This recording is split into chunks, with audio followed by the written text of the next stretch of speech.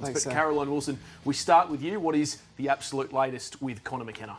G'day, Sam. Well, I can tell you that the players who were in contact and have found to have been in close contact with Conor McKenna last Friday and before, and will be named tomorrow morning, early in the morning. I can't tell you who they are, but I can tell you the Essendon Carlton game will go ahead.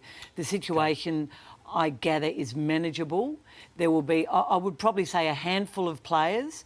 Now, whether that's 3, 4 or 5, I can't tell you exactly. A handful of players will be forced to go into quarantine alongside Conor McKenna, but the Essendon Carlton game, as I understand it, will go ahead. So, Caro, and the significant part of this is it's not necessarily the 7 other players that were in his defensive group, because the thinking this time, yesterday afternoon, was that Essendon would be without its first choice defence. No, it won't be the entire back 6, and I wish I could tell you who those players are, but those names are being kept tightly under wraps tonight, Sam. But we will know early tomorrow who they are. It is a small group.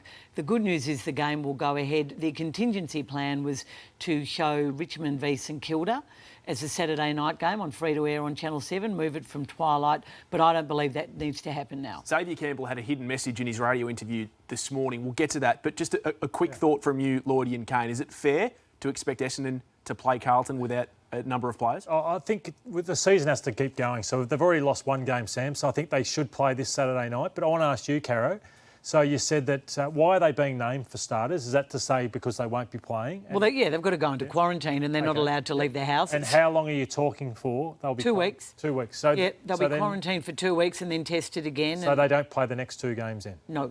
Kane, is it bad luck or is it more than that?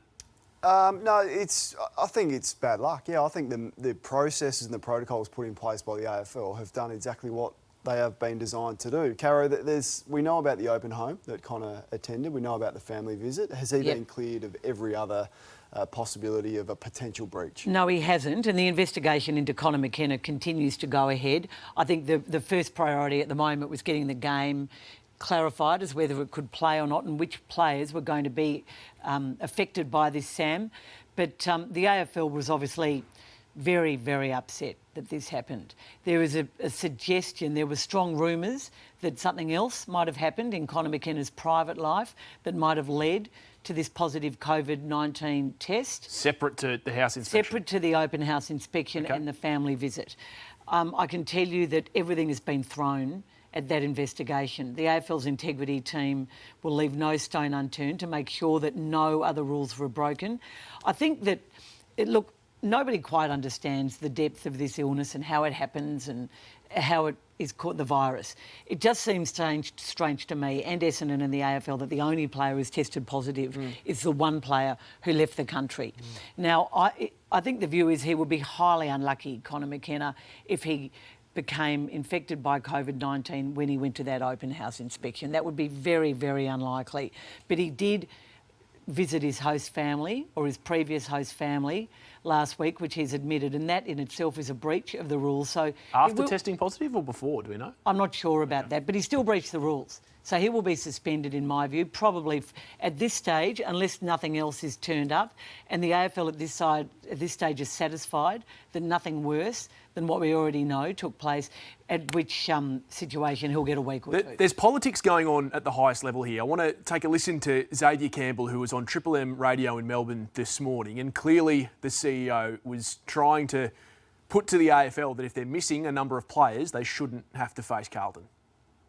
When the league worked through this, they created flexibility in a fixture to allow for this exact situation where we could stretch out the season, where we could have potential breaks. And you'd like to think that we sit down and look at it with an element of common sense and fairness.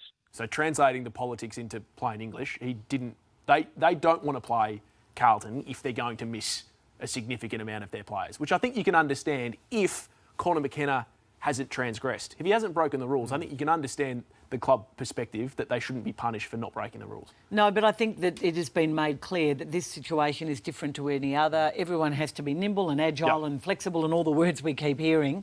Many clubs aren't being. We'll come to them later. But I think it would... Forget Essendon for a moment. What about Carlton? And what about Melbourne? I mean, what about Melbourne? Well, there's a genuine argument from certainly some very strong Melbourne supporters and others in the media today that Melbourne should have been given the 4 points. Now, I think at this stage that would have been unfair, but I can absolutely understand the argument. And you just wonder going forward, Matthew, whether if a player does blatantly and flagrantly breach the rules, and I'm not saying Conor McKenna did, I think he'll be suspended, but only for a very minor breach and only for a short suspension, that maybe a team should forfeit. Yeah, I think that, Kane. I think that moving forward, we need to have it clear cut because we can't have too many games postponed.